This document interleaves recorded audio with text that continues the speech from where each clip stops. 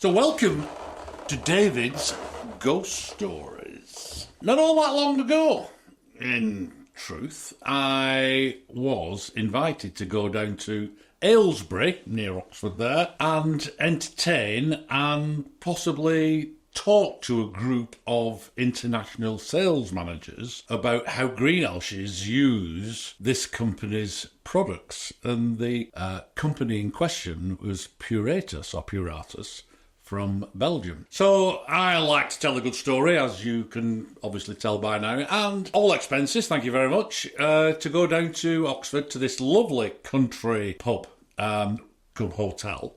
And it was a really old country pub where you would expect horse and carts and carriages pulling up outside back in the day. So I went in there, and my colleague of the day said, welcome, David, and this is where you're going to do your presentation. Have you booked in yet?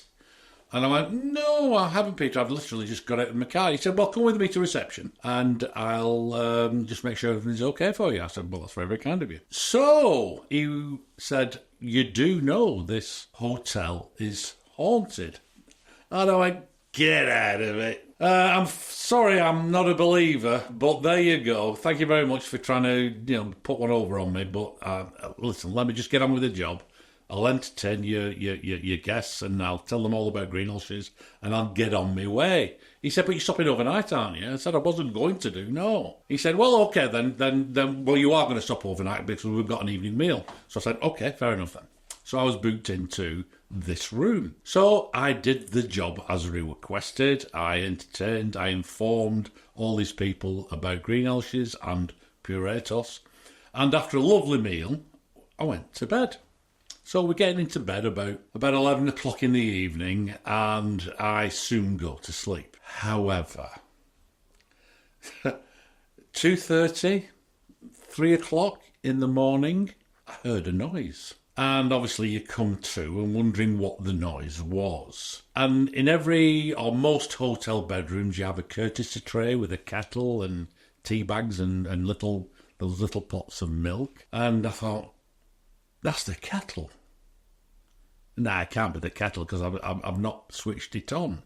So I switched the light on and the kettle was on and it was boiling. So I looked at it and I thought, the little red switch on the kettle handle was down. Something had turned that kettle on. So it gets you thinking. And you think, right, okay. So I switched the kettle off, unplugged the kettle, so I thought, I'll stop you.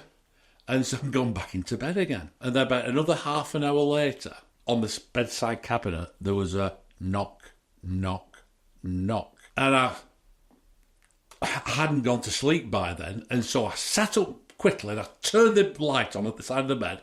I said, for God's sake, will you leave me alone? I've got to do another talk tomorrow and I need my sleep. Switched the lights off, went back, and then finally went back to sleep. But I didn't hear any other noises. So, in the morning, when I went down to do another presentation, I said to my colleague, I said, are you taking the rip or what? He said, how do you mean? I said, my kettle switched itself on in the middle of the night. And he went, nah, don't talk stupid. I went, I'm telling you it did. He said, well, I told you it was haunted, this hotel. Makes you think. If you like true stories, and I've got a lot of them, so please go to the YouTube and don't forget to like and subscribe.